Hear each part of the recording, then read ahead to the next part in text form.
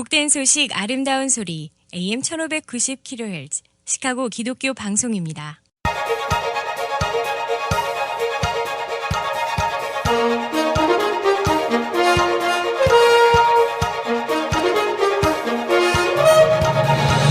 김정일 해설위원의 시사 해설. 세상을 넓게 봅니다. 삶의 지평이 넓어집니다.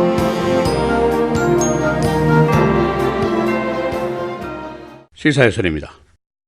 전 FBI 국장이 지난주에 트럼프 대통령을 보고 He's liar 라고 말을 했습니다.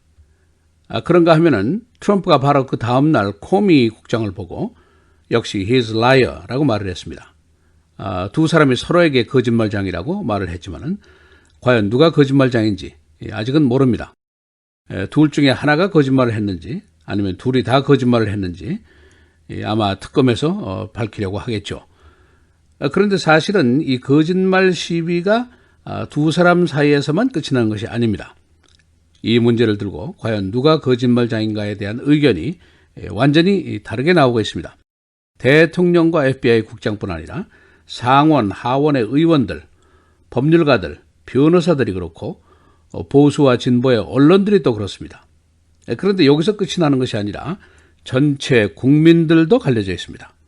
보수계 시민들, 트럼프 지지자들은 그가 옳다라고 얘기를 하고 있고 진보계 또 민주당계 시민들은 코미가 옳다라고 생각을 하고 있습니다. 과연 누가 거짓말장인지 지금 확인할 수는 없는 노릇이지만은 두 가지 결론이 가능합니다. 하나는 국론이 그만큼 심각하게 분열되어 있다는 것이 하나고 또 다른 하나는 인간은 누구나 다 거짓말을 한다 하는 두 가지입니다. 그래서 오늘은 과연 누가 옳은가에 대한 주장들은 어떤 것인지 또 진보를 가리기 위한 작업은 어떻게 전개가 되고 있는 것인지 또 이 논쟁으로 우리들의 삶에 직접적인 영향을 미치는 것은 어떤 것인지 알아보도록 하겠습니다. 트럼프 대통령 자신의 입으로 얘기했던 The Cloud, 러시아 먹구름이 아직 사라지지를 않았습니다. 이번 주에도 화이트하우스 바로 위에 짙은 먹구름이 드리워지게 됩니다. 우선 오늘 워싱턴 DC와 메릴랜드 주의 검찰이 트럼프 대통령을 제소를 하게 됩니다. 위헌을 했다 하는 주장입니다. 그런가 하면 내일은 트럼프 대통령의 최측근인 제프 세션스 법무장관이 상원 정보위원회에 나가서 또 증언을 하도록 되어 있습니다. 그리고 다음 주말까지 트럼프 대통령과 코미 FBI 전 국장이 갖고 있을 가능성이 있는 두 사람 사이의 비밀 녹음 테이프 또는 메모 이것을 상원에게 제출을 해야 됩니다. 이 문제를 놓고 정치권과 율사들과 언론들과 일반 시민들이 논쟁을 계속 벌이게 되고 이 논쟁 중에 우리가 병원에 가는 문제가 걸려있는 헬스케어 이슈 또 텍스 이슈 정부 지출 문제 이런 중요한 안건들은 거의 완전히 실종 상태에 빠지게 되어 있습니다. 지난주에 제임스 코미 전 FBI 국장이 상원 청문회에 가서 증언을 한 것, 이 생중계 방송을 2천만 명이나 시청을 했습니다. 그만큼 공론이 이 러시아 문제에 쏠려 있다고 볼 수가 있습니다. 먼저 오늘 진행되는 일부터 요약을 하겠습니다. 첫째는 워싱턴 DC와 메릴랜드주의 주 검찰총장들이 트럼프 대통령을 연방법원에 제소를 하게 됩니다. 그 이유는 그가 위헌을 했다는 것입니다.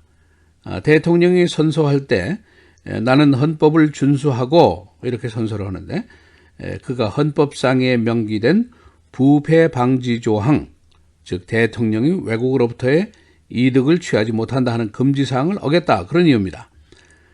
아시다시피 트럼프가 지금 여러 국제기업을 소유하고 있고 그 재산권이라든가 운영권을 아직 행사를 하고 있습니다.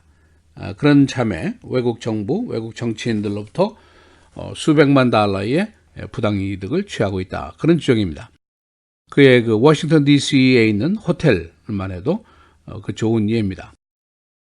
이 주 검찰총장들은 의회 다수당인 공화당이 이를 눈감아주고 있기 때문에 자신들이 나서게 됐다 하는 명분론을 내세우고 있습니다.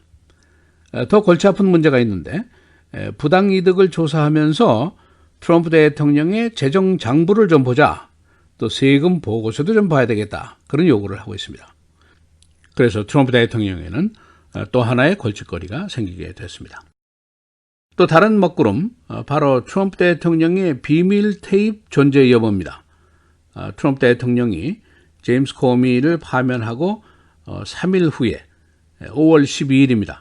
그가 테이프이 없기를 바라야 할 걸 이렇게 암시적인 위협을 트윗을 통해서 했었습니다.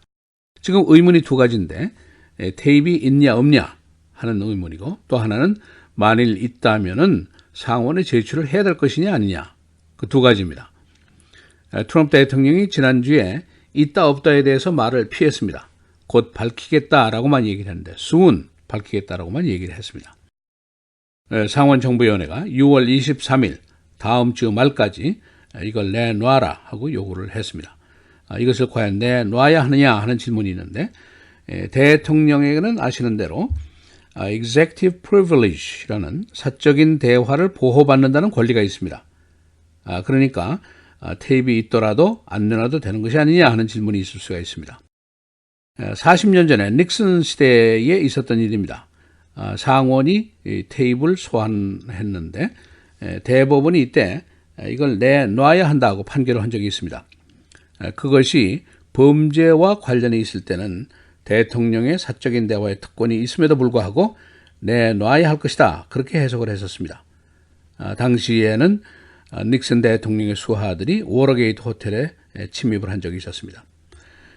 한쪽에서는 닉슨 당시처럼 내놔야 한다 하는 의견이 있고 또 다른 쪽에서는 이건 법적인 것보다는 정치적인 성격의 문제가 아니겠느냐. 그리고 화이트하우스와 의회가 이 문제에 대해서 올해 논쟁을 벌이게 될 것이다. 그런 예상도 있습니다. 또 한 가지가 있습니다. 역시 상원이 코미 전 FBI 국장의 메모도 제출할 것을 요구를 했습니다. 이미 있는 것이 공개가 됐습니다만은 추가로 한 말은 만일 테이프이 있다면은 그것도 내놔라 이렇게 요구를 했습니다. 상대가 상대이니만큼 FBI인데 혹시 몸속에 녹음기를 가지고 대통령 당선자하고 대화를 한 것이 아니냐 이제 그렇게 의심을 하고 있습니다. 또 다른 문제입니다. 제프 세션스 법무장관의 상원 정보위원회 출두가 바로 내일입니다. 원래는 법무부가 의회 예산위원회에 출두를 해서 예산 문제에 대한 답변을 하기로 스케줄이 되어 있었습니다만 정보위원회가 동시에 이것을 요구를 하니까 세션스 장관이 정보위원회에 출두하기로 결정을 했습니다. 세션스는 트럼프 대통령의 최측근이고 러시아 수사 대상에 올라와 있는 사람입니다. 그리고 코미 파면에도 직접적인 관련이 있는 위치에 있었습니다. 직속 상관이니까. 상원이 그에게 러시아 관련 질문을 하게 되고 코미 파면 결정에 어떤 역할을 했는지에 대한 질문도 할 것으로 예상이 됩니다. 이 세션스 장관은 지난 3월에 장관 인준 청문회 당시에 러시아 대사하고 두 번이나 만난 사실을 밝히지 않았습니다. 그 후에 이 사실이 언론에 의해서 폭로가 되자 자진해서 앞으로는 러시아 관련 수사에서 내가 손을 떼겠다라고 선언을 했는데 그 후에 러시아 수사 문제가 점점 더 커졌습니다. 그러니까 법무부 부장관이 돌연히 특별검사제를 실시하기로 결정을 했습니다. 그래서 트럼프가 매우 화가 났다. 그래서 둘 사이도 지금 긴장 상태에 있고 사표를 제출했다 하는 제출설까지 나오고 있습니다. 과연 내일 상원 정보위원회에 가서 세션스 장관이 어떻게 답변할 것인가. 이것도 지금 큰 관심사입니다. 그의 청문회 공개할 것이냐 비공개할 것이냐의 여부는 아직 결정이 되지 않았습니다. 그래서 이번 주도 워싱턴에는 러시아 먹구름이 잔뜩 끼어 있습니다.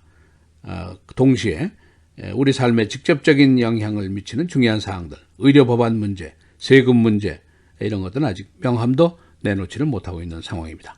시사해설 김정일입니다.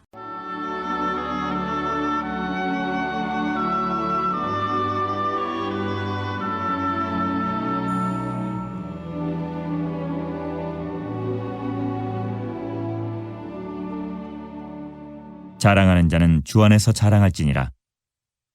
옳다 인정함을 받는 자는 자기를 칭찬하는 자가 아니요 오직 주께서 칭찬하시는 자니라.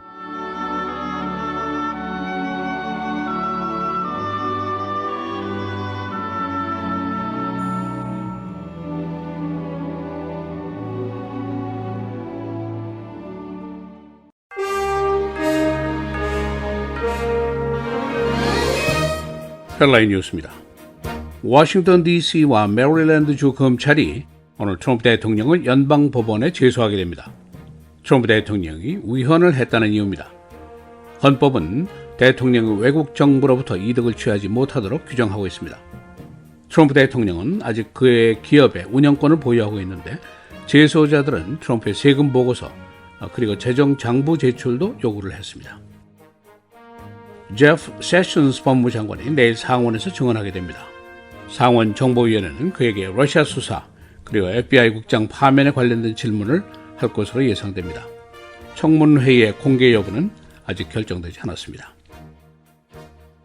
상원이 트럼프 대통령 그리고 코미 전 FBI 국장에게 비밀 테이프와 메모 제출을 요구했습니다. 트럼프 대통령은 코미 파면 직후에 비밀 테이프가 있는 것을 암시하는 트윗을 했지만 존재 여부는 아직 확실치 않습니다. 포르토리코 국민투표, 이들의 97%가 미국 국가로 남기를 원하고 있습니다. 그러나 투표율은 23%에 불과했습니다. 미국 연방의회가 포르토리코의 국가 여부를 인준하게 됩니다. 만일 인준이 될 경우에는 포르토리코가 51번째 미국 주가 될 수도 있습니다. 파워볼 당첨자가 LA에서 나왔습니다. 당첨금 4억 4,700만 달러. 이번에 당첨 확률은 2억 9천만 대 1이었습니다. 지금까지 최고 당첨액은 16억 달러입니다. NBA 챔피언십, 오늘 게임 5를 맞게 됩니다. 골든 스테이트 워리어스와 클리브랜드 캐벌리스와의 게임 전적은 3승 1패로 골든 스테이트가 앞서고 있습니다. 지난 주말 4차전에서 클리브랜드가 승리를 해서 골든 스테이트의 플레이오프 전승 기록을 막았습니다. 지난 주말 레이크 미시간의 익사자가 3명입니다. 당국은 아직 수온이 차기 때문에 수영객들에게 위험하다고 경고를 했습니다. 현재 수온은 65도입니다. 적정 온도는 77도. 금년에 벌써 16명이 익사를 했습니다. 시카고와 쿡카운티의 무교육 인구가 9만 명입니다. 유니버시티 오브 시카고의 보고입니다. 16살에서 24살 사이에 학교 안 가는 무직자 숫자가 9만 명으로 파악이 됐습니다. 리세션 당시보다는 개선이 되었습니다. 2015년 현재 흑인 전체의 34.3%가 무직입니다. 전년도에는 39.5%였습니다. 시카고의 경찰 개혁 의견이 크게 다릅니다. 라마 매뉴얼 시장은 연방법원의 감독 없이 자체 개혁을 원하고 있습니다. 다른 쪽에서는 법원의 감독을 원하고 있습니다. 워싱턴, 신시내티, 라스베이거스 등은 자체 개혁으로 해서 성공을 했습니다만 전문가들은 시카고의 경찰 개혁이 더욱 어려울 것이라고 보고 있습니다. 날씨입니다. 더위가 주 중반까지 계속이 됩니다. 오늘 맑고 최고 94도, 화요일, 수요일, 목요일, 금요일 계속해서 흐리고 비, 화요일의 최고는 91도, 수요일 92도, 목요일 85도, 금요일 87도입니다.